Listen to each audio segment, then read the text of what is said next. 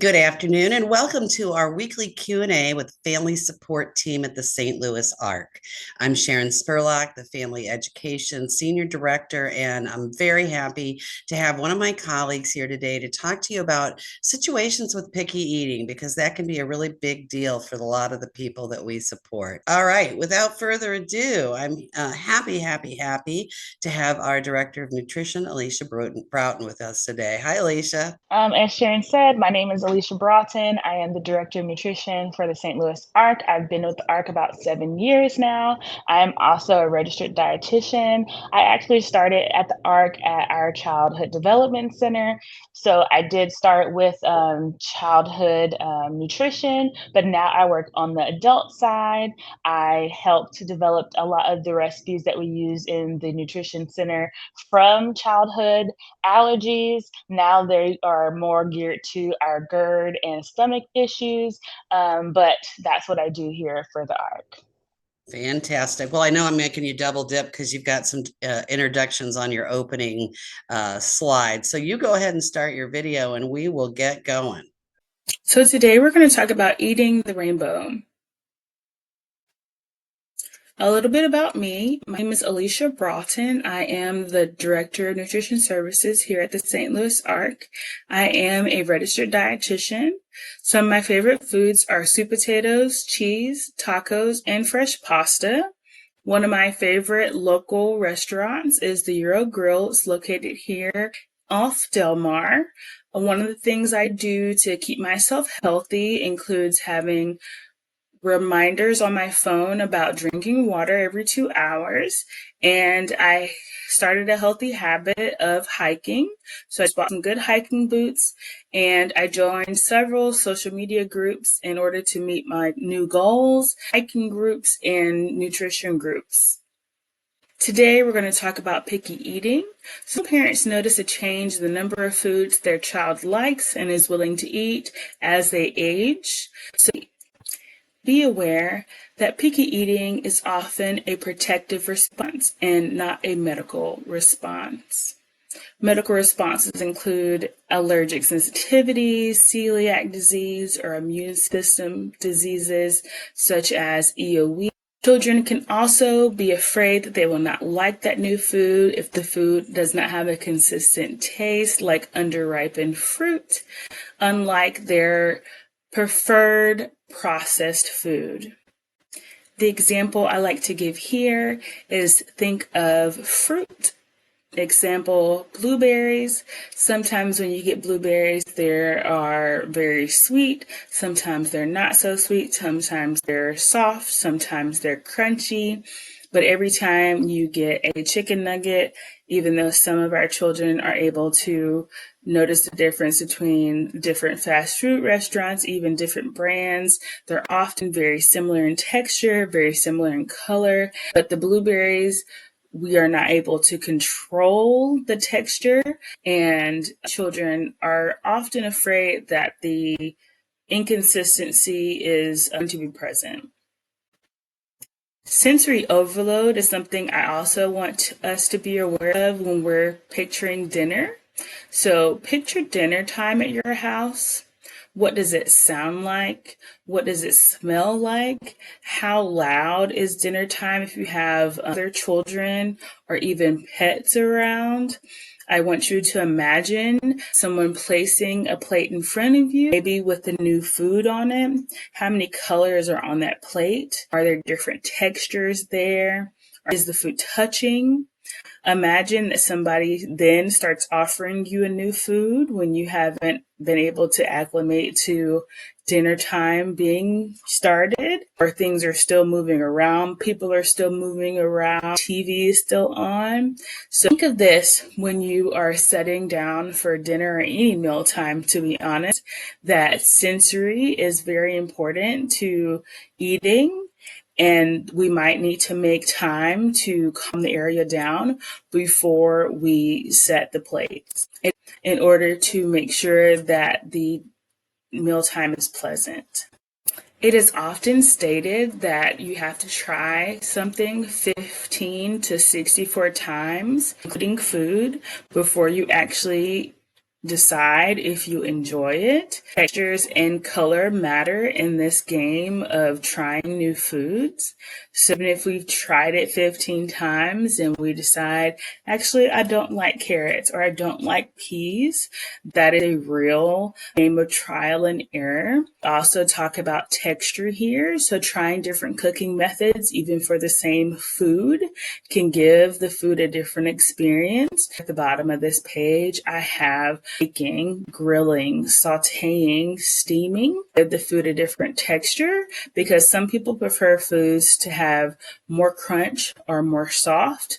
Try mashing the foods, mashed peas, or grating foods like grated broccoli that you would have in a salad. Things like that would definitely give you a different sensory than having steamed broccoli, raw broccoli, broccoli slaw, give you different sensory and definitely let you try it in different forms to try those 15 to 64 times before you make up your mind whether you do not enjoy a food.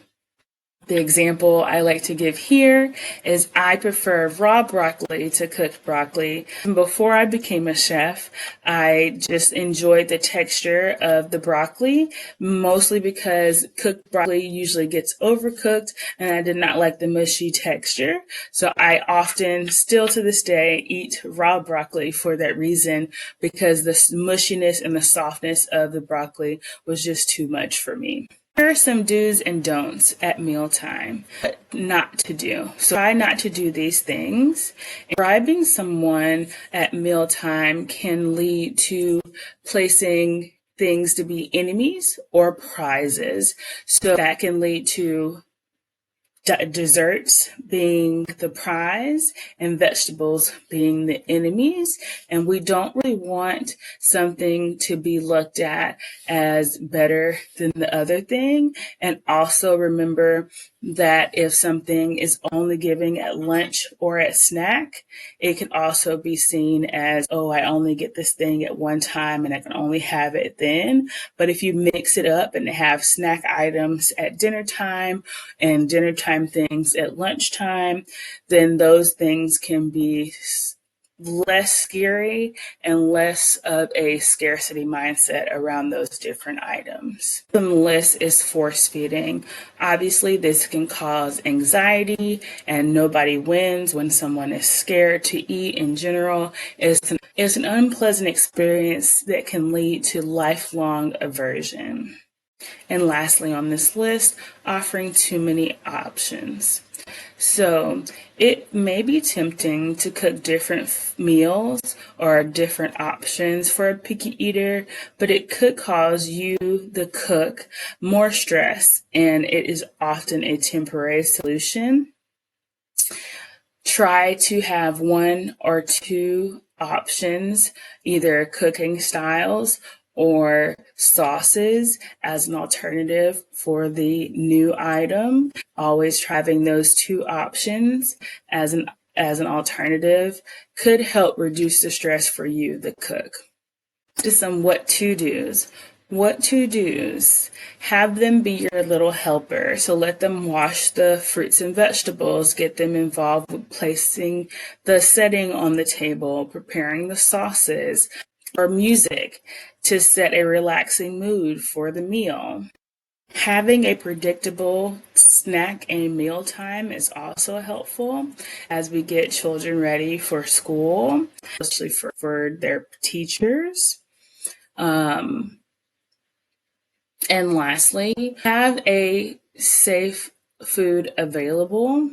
So if they do not like their new food, they always have something to fall back on. Some more tips. Try to make the food look appealing. If that means using finger foods, offering the different textures I talked about before, using bowls versus plates.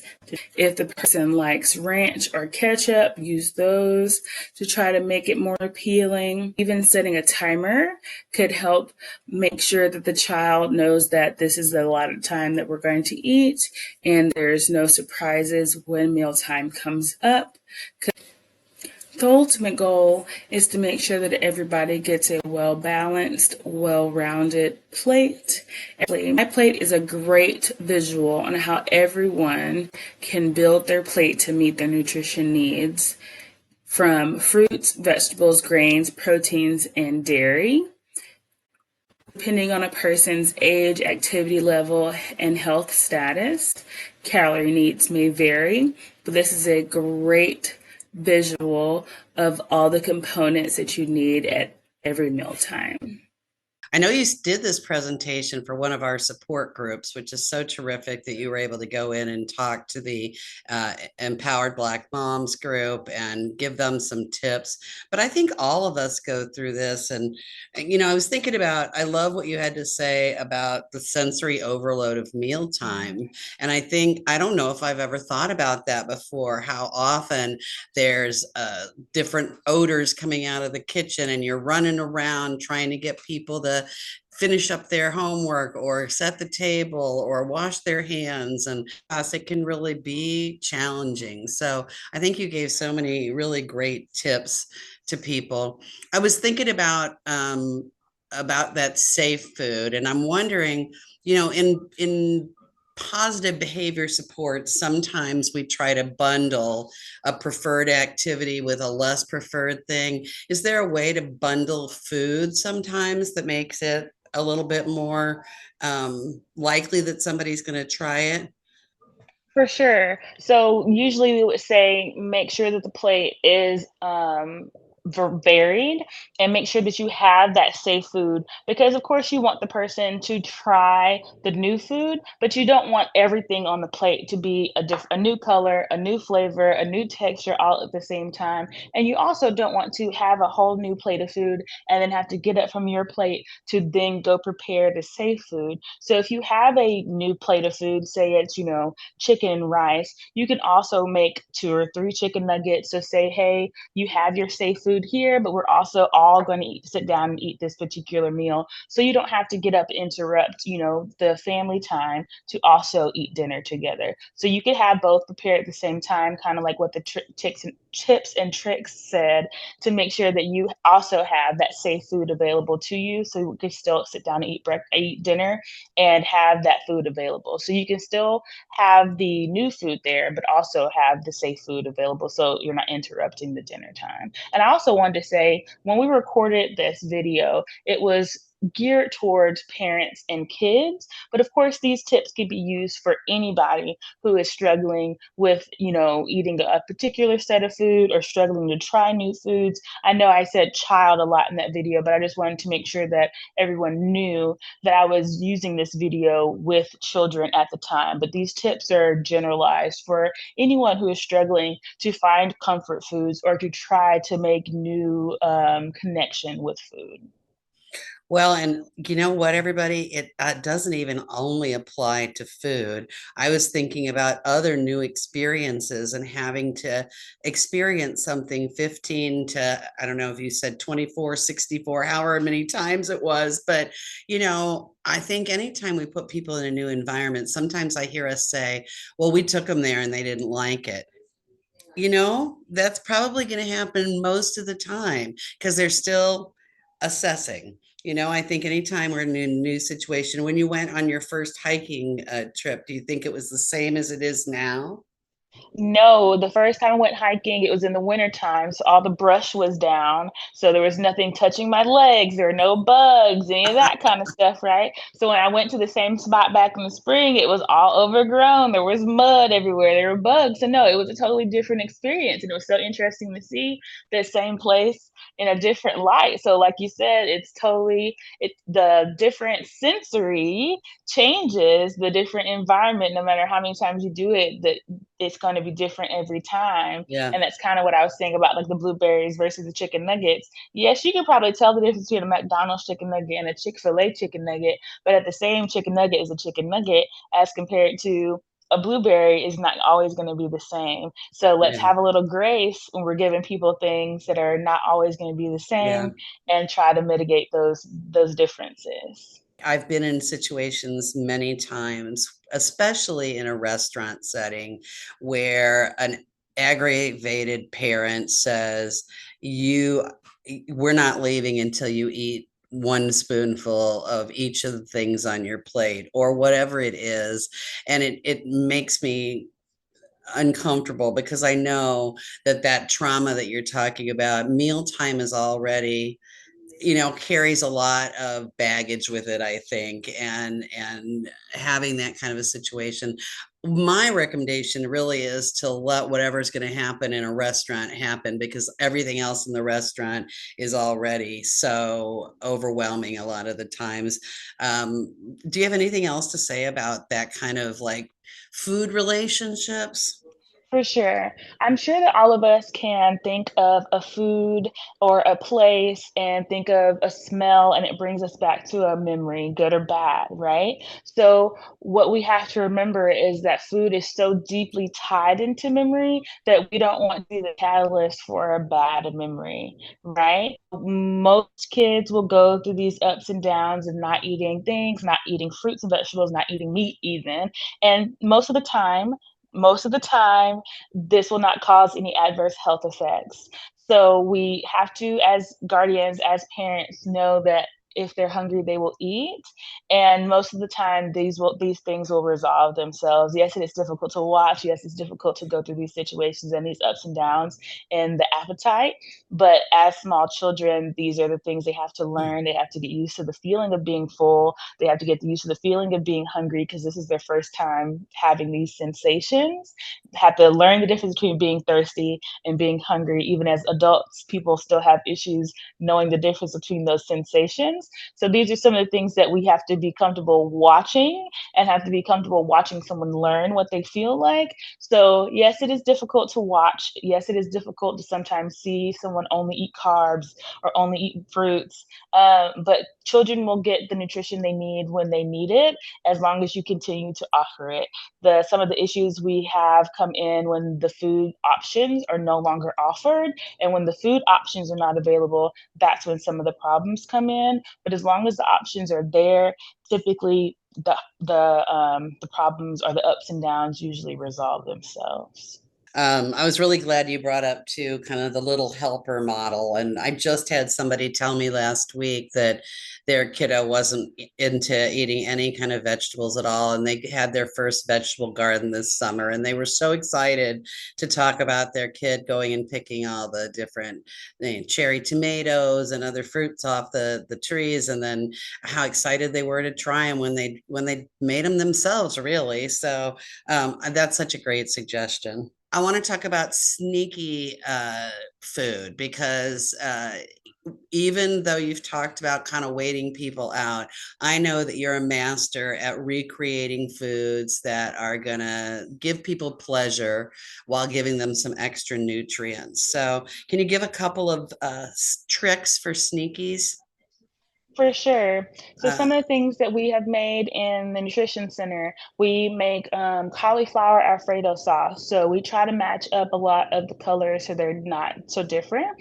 So when you make your Alfredo sauce, you have your milk, whatever milk you choose, and then we puree cooked cauliflower to match that. So we add a little cauliflower to that. We make macaroni and cheese. We use that same idea, and we use butternut squash in that recipe. We puree a lot of vegetables and use them in ground beef. We also use lentils in that same way to match that color, but also add a lot of fiber and a lot of protein to that.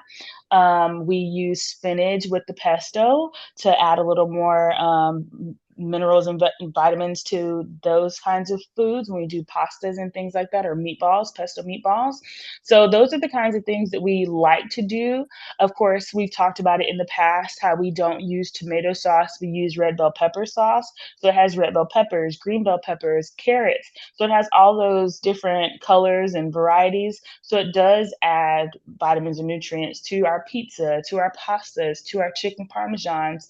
So that's kind of where we take it to. So no matter what you're eating, it usually has some type of added vitamin somewhere. And all of those are things that people like to eat. We just try to add a little extra in there. I wanted to reiterate the predictable meal times. Of course, school time is starting, so let's remember that sometimes it was helpful to have the lunch and dinner at the same time every day, especially even on the weekends, just so that we get used to that predictable time. I know school lunches are usually earlier than what we are used to, but just to make sure those little stomachs have enough energy to go out there throughout the day and they get used to that predictable pattern. And while I saw this on the TV yesterday. So here's my tip. They were writing love notes to their kids on fresh fruit and putting them in their lunches, which I thought was so cute because you're going to peel the banana or the orange and it's not going to have that. Even a smiley face on an orange could be That is make it adorable. more exciting for a kid to pull it out Yes. and eat it. So Sharon's back to school tip.